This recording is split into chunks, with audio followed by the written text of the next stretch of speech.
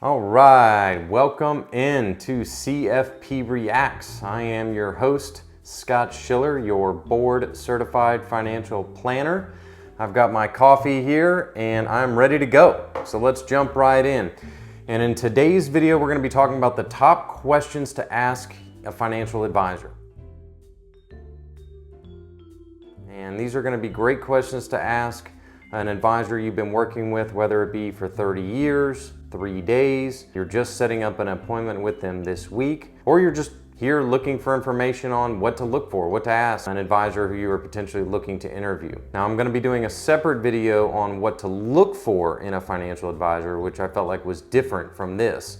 This is really all about making sure you're prepared for that first meeting or your next meeting and having these questions ready so that you can get an idea of who you're working with and get a better understanding of whether or not you are the best fit for them. So where these questions came from, two areas. One, my own personal experience, both as a financial advisor now, as well as in my experience and background as a financial services wholesaler, which I worked with and supported, helping thousands of different financial advisors from all backgrounds, working with all types of different clients. And number two, scouring the social media and internet Google machine, looking at all types of different articles, publications, books regarding what are the best questions to ask. And so as I was putting all this together, I was able to narrow it down to a group of 5 questions. So these are the most important, most critical 5 questions to ask a financial advisor. So let's jump right in. Are you a fiduciary? Question number 1 is, are you a fiduciary? So what is this wacky term, a fiduciary? What does it mean? The definition of it is a person or entity who is legally bound to act in the best interest of the client regarding financial decisions. And it's based on trust. And really the idea here is a financial professional, a fiduciary is required and bound to put the best interests of the client and their recommendations ahead of conflicts of interest. And you might be thinking, well, what other things? Well, other than the obvious one, which is themselves. So you want your financial advisor to make recommendations that are in their best interest and not in the best interest of that advisor, but also for the advisor's company and the firm that they work for. So a lot of times, a lot of companies out there, big companies, will advertise, hey, we give you financial advice. We will make financial recommendations for you, but they are not in your best interest specifically. They might be in the best interest of us, the company. And so clearly you don't want to work with that type of company. You want to work with someone who's going to basically make their recommendations essentially for one purpose and one purpose only, because it benefits you. And so a certified financial planner like myself is going to be clearly held to a fiduciary standard, and it's very important that you ask this question. Now, in my opinion, is it the an immediate way to eliminate somebody? If the answer is no, I would say no, that is not the case. Somebody could be set up as not necessarily specifically as a fiduciary and at the same time can still do a great job for you. However, it is a very, very good sign that an advisor who is deeply committed to the best interest and care of their clients does set up their business and sets up their operation so that they are bound and set up to act in your best interests. What is your experience and what are your credentials? The purpose of asking this question is to get an idea of the background of this advisor. What types of firms have they worked with before? Have they worked with 20 different firms, 2 different firms? How long? All that good stuff.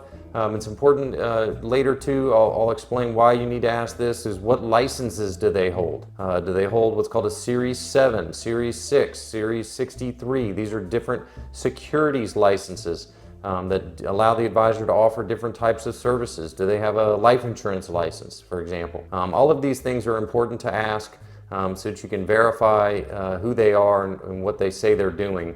Regarding credentials, are they a CPA? Are they a certified financial planner, CFP, like myself? Are they required to act as a fiduciary? And the purpose of asking about the credentials and if they have letters behind their name, things like that, is the purpose of that is really to get an understanding of how committed they are to their business.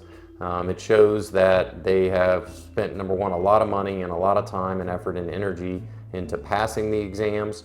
And it also gives them a great knowledge base so that they can best serve you and provide you with the best possible experience and service. Regarding the licenses, One question would be well, how can I make sure that the advisor I'm talking to is who they say they are and does hold these particular licenses? And there's really only one main way, and that is to go online, jump on the website. It's called FINRA Broker Check. I'll go ahead and put the link to their site in the description below. But FINRA is the main regulatory body for the financial planning and financial advice business. And Broker Check allows you to search that particular advisor's name. So you can go ahead and punch in the name. You can punch in my name, Scott Schiller, and it'll pull up my permanent record, or my rap sheet, if you will. And that is going to show you all of my work experience, that particular advisor's work experience. It will show you what licenses that they hold, the dates that they obtained those licenses, and the dates in which they worked at those firms. And so what this allows us to do is, in the interview process, as we're deciding to work with that particular advisor, is we can then go in and verify that everything looks right. And so and that way you'll know for sure, okay, this is who they say they are and where they've worked and things like that. If it doesn't match up, that's a clear indication that that advisor was not telling you everything that you need to know, and you can probably go ahead and eliminate them. How are you compensated? Question number 3 is, how are you compensated and how do you charge for your services? And this is an important one to ask so that you can get a good idea of what to expect. And just to break this down, financial advisors, financial professionals are compensated really one of 3 main ways.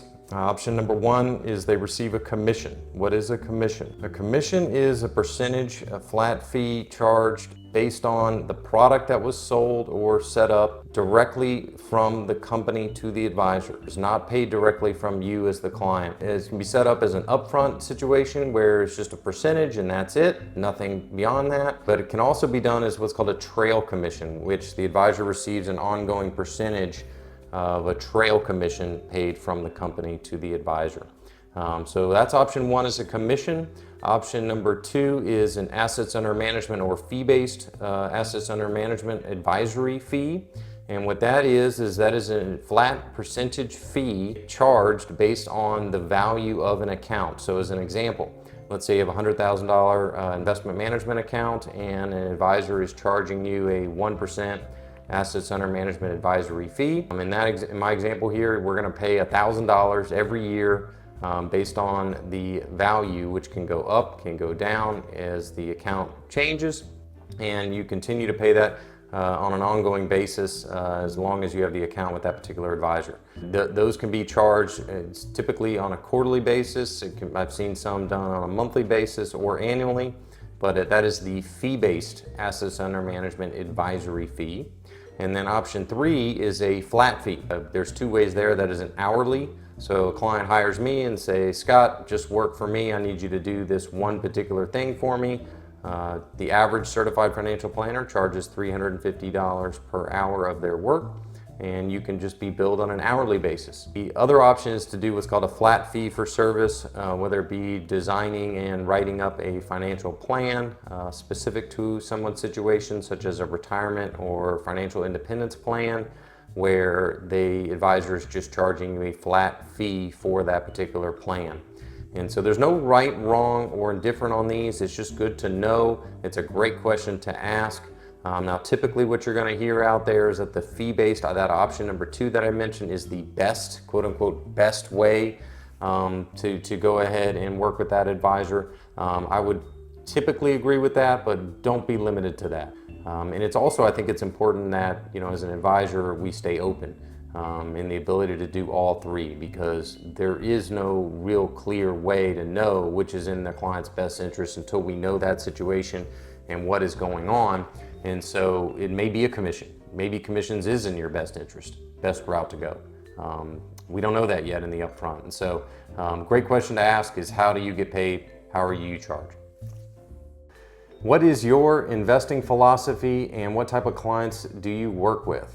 A little bit of a 2-part question, but the purpose of asking this question is to get an understanding of this particular advisor's business model and to decide and help you determine whether or not you're going to be a good fit for them based on what types of clients that they're working with. So as an example, if you are a retiree and this advisor primarily works with young professionals, well, that may not be a good fit for you. but also what type of investing philosophy would be good to know if the advisor has a specific way they like to invest their clients' assets, or are they more open to tailoring it to whatever your specific desires may be. And this will get you a good understanding. It's a great question to ask, just to get a little bit of a good base knowledge of what is going on with this particular business and how things are run.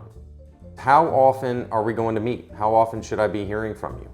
And this is a very important question as well. This will also give you a good understanding of how close you want to work with your financial advisor. Some clients, some people out there really only want to hear from their financial advisor once a year or twice a year, whereas others want to hear from their advisor much more often regarding an update on their investments. Asking this question, again, will give you a good idea of how they work with their clients and what type of business that they're running. The typical answer that you may hear is either going to be either quarterly, semi-annual, or annually. A lot of advisors out there will structure their client base depending on asset size. So the more money you have invested with them, the more frequent they're going to want to meet with you. Whereas if you're their small client, they may only see you once a year. It just all depends. And so this is a good question to ask, and really give you, their answer will give you a good idea of what to expect down the road. Anyway, those are the top 5 questions that are important to ask a financial professional. Again, whether you've been working with them a long time, whether you're just about to work with them, or just get a good understanding before you go and interview advisors, to ask these questions. You should absolutely not feel embarrassment or any fear in asking these questions. You should not feel intimidated in asking these questions. If you do, those are obviously red flags, and you should not get that feeling. And I hope this is helpful. Please like and subscribe to my channel. Comment below whether you like it, dislike it, anything under the sun. And I definitely want to hear your comments and suggestions on future videos that I can do and topics. And I'll do my very best to get the job done for you. And I will see you in the next video. Thank you so much.